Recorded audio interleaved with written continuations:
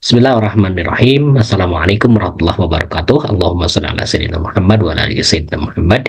Bapak dan Ibu yang menyimak channel Kang Ahsa, hari ini saya akan bacakan buku psikologi agama yang sudah diulas atau yang sudah diresensi oleh saya pribadi pada tanggal 8 Mei 2022, itu diposting di blog yang tampak juga di sini ya, blognya kangasa.blogspot.com. Resensi buku psikologi agama. Menguasai disiplin ilmu itu penting. Memiliki kecakapan ilmu akan membuat langkah gerak bisa terencana dengan baik. Termasuk aspek taktisnya.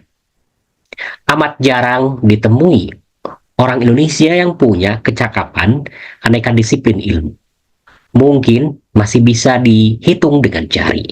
Kang Jalal, Jalaluddin Rahmat di antaranya. Kalau dicek karya tulis, seminar, dan pengajian yang disampaikan oleh Kang Jalal, tampak beraneka disiplin ilmu dan beragam tema. Meski latar belakang pendidikan dari ilmu komunikasi, tetapi pasti bicara hasanah ilmu-ilmu agama seperti hadis, tafsir, usul fikih, kalam, dan tasawuf. Kemudian disiplin ilmu filsafat, politik, neuroscience, hukum Islam, psikologi, dan lainnya pun dikuasai, pun mampu disampaikan dengan bahasa yang enak dan mudah dicerna. Berkaitan dengan karya tulis berupa buku, saya perhatikan ada buku-buku yang cukup serius ditulis oleh Kang Jalal. Maksud serius di sini yaitu tema dan uraian yang disajikan berupa ilmiah, disertai banyak rujukan akademik terkait dengan bidang tersebut. Memang tidak serenyah buku bertema keislaman yang dikupasnya. Buku karya Kang Jalal yang menurut saya kurang renyah, karena saya tidak menekuni secara khusus sehingga sulit dicerna, yaitu buku psikologi komunikasi, metode penelitian komunikasi, dan psikologi agama. Buku yang disebut terakhir ini adalah karya yang masuk kategori akademik dan memperlihatkan kecakapan Kang Jalal dalam bidang psikologi dan agama dari aspek ilmu. Buku psikologi agama, sebuah pengantar ini diterbitkan Mizan tahun 2005 dan sekarang sudah terbit dengan cetakan baru, dengan cover yang baru, sudah 3 kali cetak. Yang tahun 2005 itu tebal buku 248 halaman yang terbagi dalam 5 bab. Di antaranya, apakah agama itu?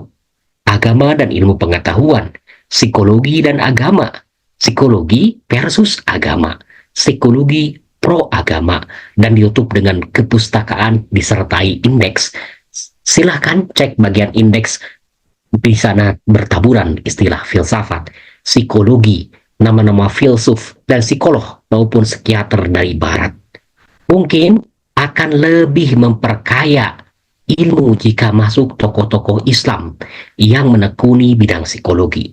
Pertanyaannya, apakah ada yang piawai dan ahli di bidang tersebut pada kalangan muslim, baik masa klasik maupun modern?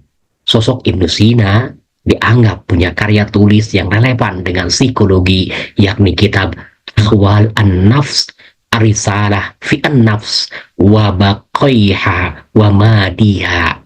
Itu buku Ibnu Sina, katanya terkait dengan psikologi.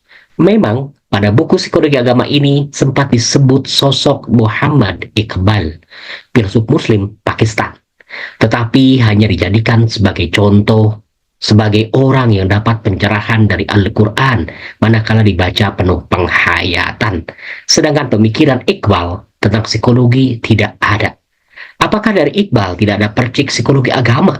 Kemudian ada Al-Ghazali juga yang dikutip terkait dengan perbedaan khalq dan khuluq saat menerangkan aspek ragawi manusia dan ruhaniah manusia termasuk akhlak.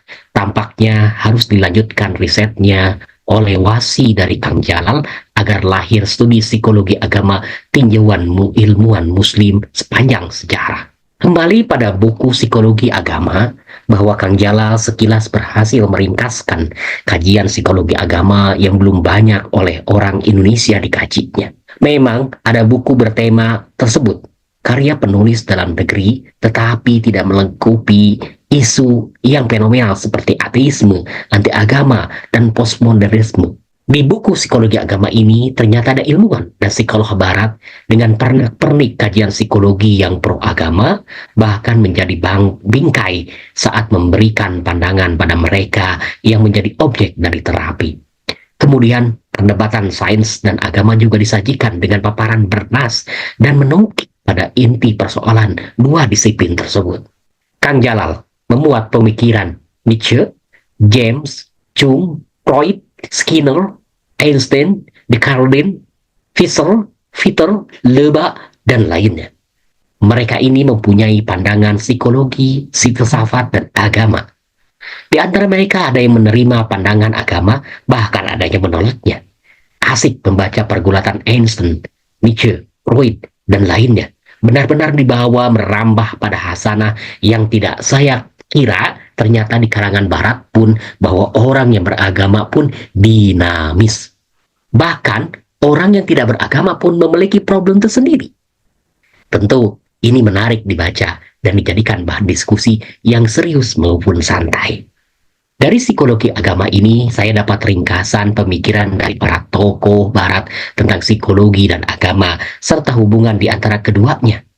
Tidak mudah mengambil pokok pikiran dari karya tokoh akademik dari karya aslinya.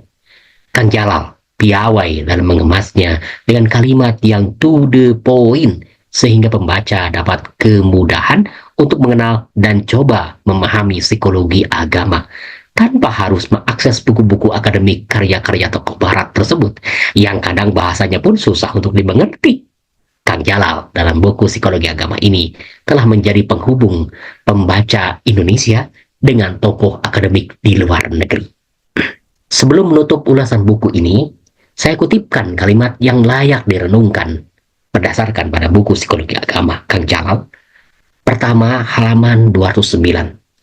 Kita harus menilai agama bukan dari asal-usulnya, melainkan dari hasilnya dalam kehidupan orang-orang yang menjalankan agamanya secara mendalam. Kedua, halaman 225-226. Kang Jalal menulis, secara umum, kesalehan dan seringnya mengikuti kegiatan agama, baik sendirian maupun bersama, berhubungan dengan kesehatan mental yang lebih baik. Ketiga, masih dari buku Kang Jalal ini, halaman 227, orang yang beragama lebih sehat daripada orang yang tidak. Terima kasih Allah yarham Kang Jalal untuk semua ilmu dan kebaikan-kebaikannya. Semoga amal saleh Anda bersama istri tercinta diterima Allah dengan sebaik-baiknya penerimaan. Insya Allah jejak intelektual Anda menjadi warisan berharga bagi peradaban di Indonesia. Allahumma salli ala Sayyidina Muhammad wa ala ali Sayyidina Muhammad bibarakah lahumul Fatihah. A'udzu billahi minasyaitonir rajim. Bismillahirrahmanirrahim. Alhamdulillahirabbil alamin arrahmanir rahim maliki yaumiddin. Iyyaka na'budu wa iyyaka nasta'in ihdinas siratal mustaqim siratal ladzina an'amta 'alaihim ghairil maghdubi 'alaihim waladdallin. Wa ma taufiqi illa billah alaihi tawakkaltu wa ilaihi unib. Assalamualaikum warahmatullahi wabarakatuh.